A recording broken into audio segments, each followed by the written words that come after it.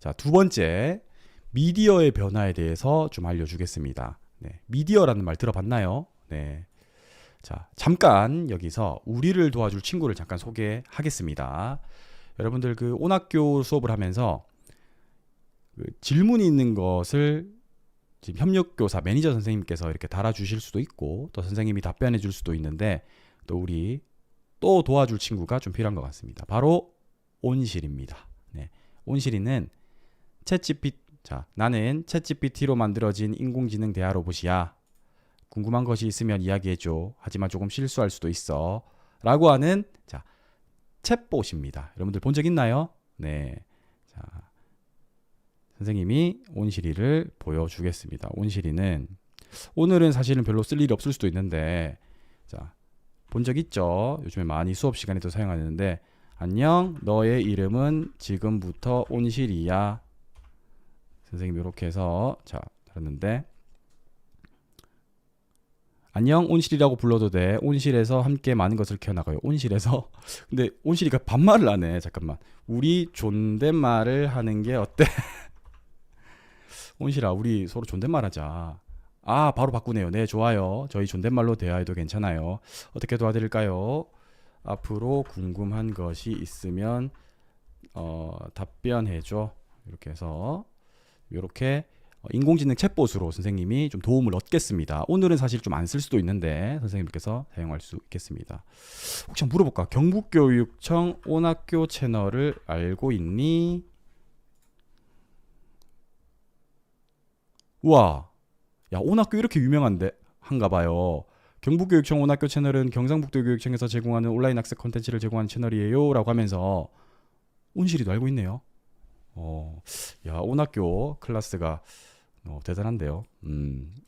좋아요. 네. 자, 아무튼 온실이 자 모두 온실이에게 인사 부탁하겠습니다. 네, 온실이 잘 부탁해요. 시간이 왜 이렇게 빨리 지나가죠? 네. 자, 여러분들 본격적으로 좀 이야기를 하겠습니다. 여러분들 2020년 여러분들 몇 살이었나요? 2020년. 현재는 몇 년이죠? 2024년이죠. 네. 자, 여러분들이 지금 6학년인 친구들은 2020년에 2학년이었고요. 5학년인 친구들은 2020년에 1학년이었어요. 그리고 1학년인 친구는 그 요즘에는 만 나이를 쓰지만 그 세는 나이라고 하죠. 세는 나이 그 예전 그 나이로 하면 4세였어요. 그러니까 지금 1학년인 친구들은 유치원도 안 다니는 뭐 어린이집을 다녔을 거예요. 자, 그렇겠죠? 네. 이때 기억납니까, 여러분들? 네. 2020년.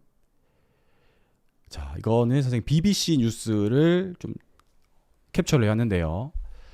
코로나19라는 아주 큰 사건이 있었습니다. 전염병이 전 세계적으로 유행을 해서 개학을 못했어요.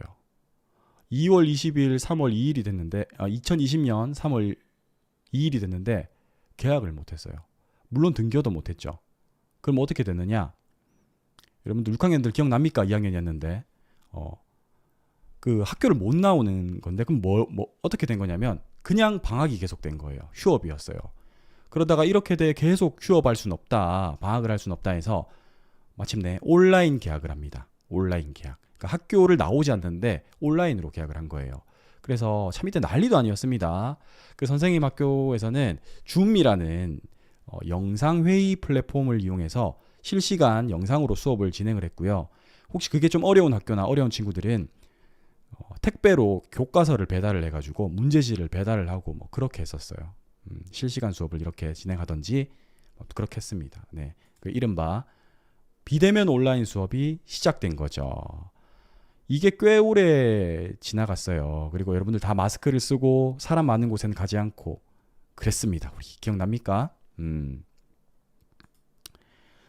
그 기간이 꽤 오래 길어졌는데 선생님이 2021년에는 5학년 담임이었거든요.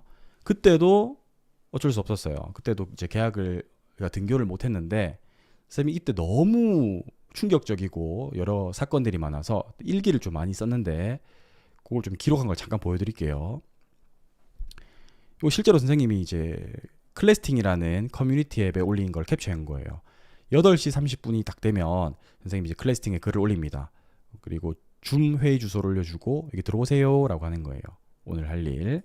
그리고 나서 8시 40분이 되면 이제 학생들이 들어오기 시작해요. 8시 40분이 등교 시간이었거든요. 그럼 학생들이 이제 들어오기 시작하죠.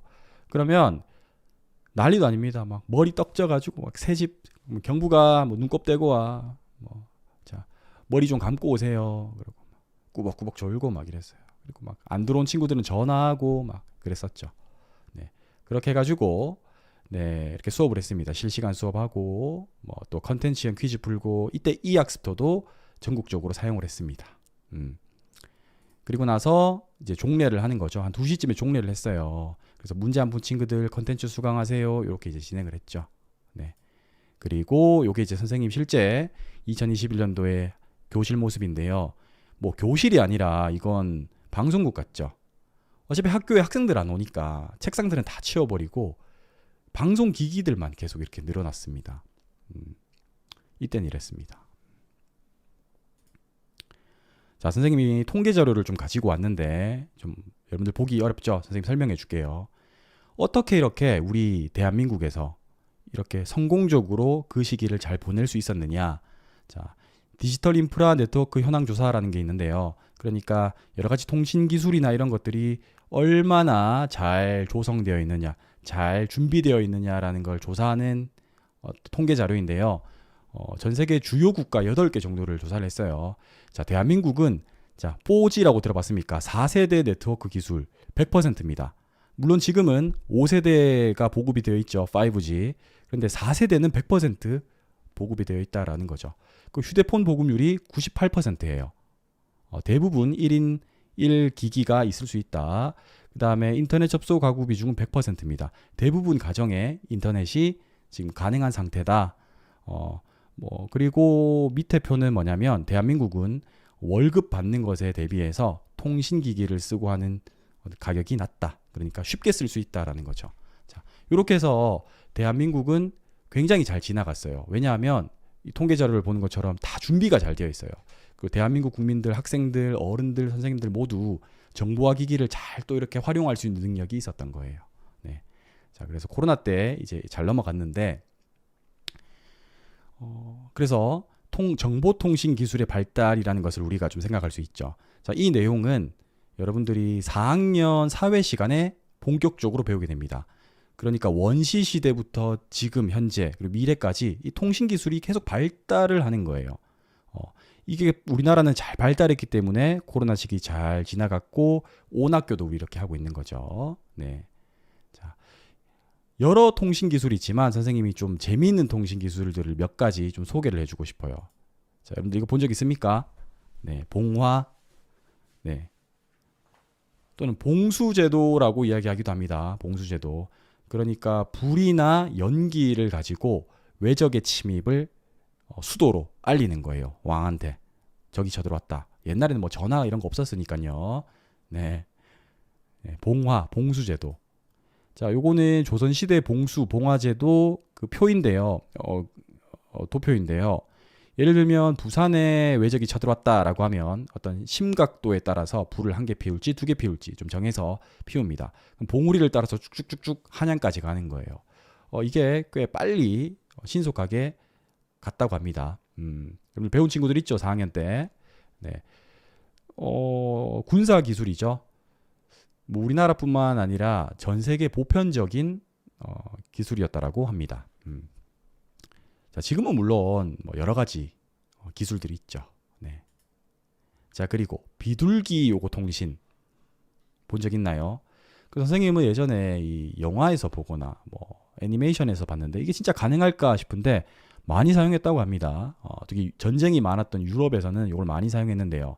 그 비둘기가 회귀 본능이 있어서 자기가 태어난 고향으로 돌아가려는 습성이 있다고 합니다. 그래서 본진에서 알을 까고 태어난 이 비둘기를 잘 길렀다가 전쟁터로 데리고 갑니다. 그리고 전쟁터에서 어떤 서신이나 편지를 다리에 묶어가지고 날려보내는 거죠. 그러면 본진으로 다시 가는 거예요. 이렇게 해서 실제 이거 사진 전쟁 때 쓰던 모습이고 뭐 많이 사용했다고 합니다. 신기하죠. 이것도 통신 기술 중에 하나라고 볼 수 있겠죠. 네. 지금은 뭐 물론 이런 거 사용할 필요 없이 뭐 인공위성 이용을 하고 그다음에 휴대폰, 인터넷 다 이용해서 여러 가지 통신을 할 수 있죠. 네. 그리고 또 온학교 유튜브도 이렇게 할 수 있지 않습니까? 네. 자, 쉬는 시간은 없어요. 이렇게 해서 좀 빨리 끝내는 쉬는 시간은 없고 40분 내외로 진행이 됩니다. 쉬는 시간 없습니다. 네. 여러분들, 그래서 여러분 미디어라는 것에 대해서 좀 이야기를 할 필요가 있어요. 미디어. 네. 여러분들 학교에서 이런 들어본 적 있나요? 미디어 리터러시, 디지털 리터러시. 네.